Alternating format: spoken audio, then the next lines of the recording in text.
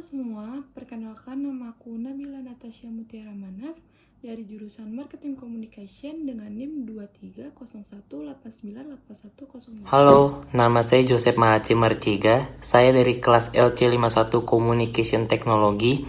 NIM saya 23019217774. Perkenalkan, nama saya Miran Najwa, saya dari jurusan Marketing Communication dengan NIM 23019598661. Leonardo Sudianto Osmon, NIM saya 2301913013021. Saya berasal dari jurusan Marketing Komunikasi.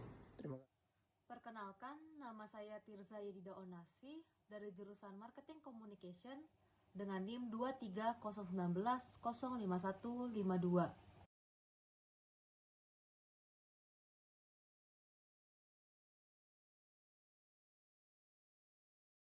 Saya akan menjelaskan tentang definisi Big Data.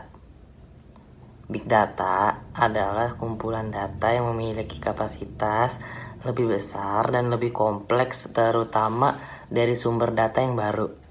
Big Data bisa dibilang juga sebagai sebuah konsep tentang kemampuan kita untuk mengumpulkan dan menganalisis sebuah data.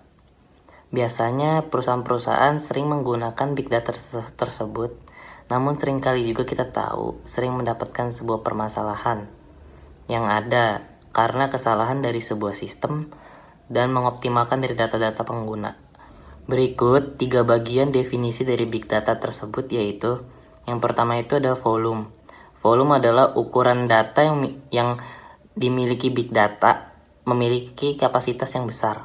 Lalu yang kedua itu velocity. Velocity adalah kecepatan transfer, juga sangat berpengaruh dalam proses pengiriman karena akan sangat efektif. Lalu yang terakhir, variety. Jenis variety data yang dimiliki oleh Big Data lebih banyak dari menggunakan sistem database SQL. Menjelaskan tentang manfaat Big Data. Banyak sekali manfaat yang dimiliki oleh Big Data dari sisi fungsional dan fitur yang dimiliki, yaitu pada penggunaan perangkat mobile saat ini. Penggunaan perangkat seperti smartphone, tablet, iPod, dan lain-lain sering kita jumpai karena telah mendukung dan support dengan berbagai sistem aplikasi.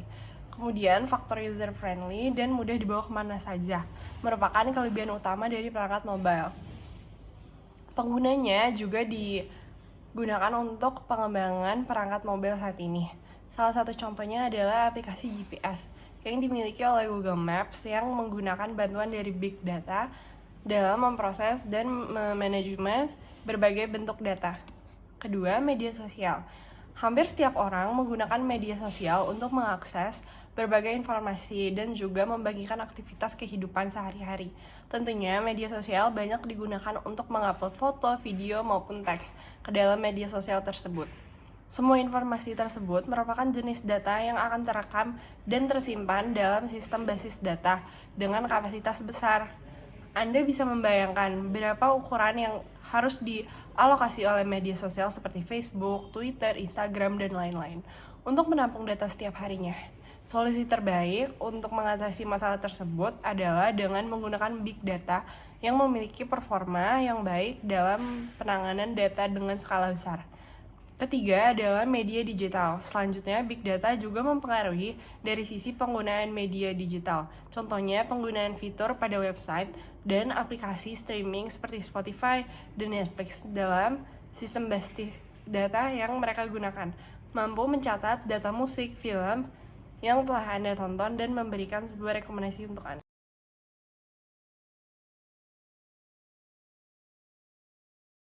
Saat ini, Big Data dapat membantu dalam berbagai aspek. Seperti pada data tersebut terdapat statistik data digital yang ada di Indonesia yang dilansirkan oleh Hotsuite dan We Are Social yang mengungkapkan bahwa total dari populasi penduduk Indonesia pada tahun 2018 pada bulan Januari yaitu sekitar 265,4 juta orang. Pada statistik data digital tersebut terdapat 50% pengguna dari internet, 67% pengguna perangkat handphone, 49% pengguna yang aktif dalam sosial media, dan 45% pengguna yang aktif dalam sosial handphone. Clubhouse merupakan aplikasi komunikasi daring yang dirilis ketika pandemi COVID-19. Aplikasi ini digunakan untuk berpartisipasi dalam ruang obrolan yang dialami secara langsung dan tidak bisa direkam. Pengguna Clubhouse pada bulan Mei 2020 mencapai 1.500 orang. Tetapi, pada tanggal 1 Februari 2001, jumlah pengguna Clubhouse mencapai lebih dari 3,5 juta. Kemudian, pada tanggal 16 Februari 2021, jumlah aplikasi ini meningkat tajam mencapai 8,1 pengguna.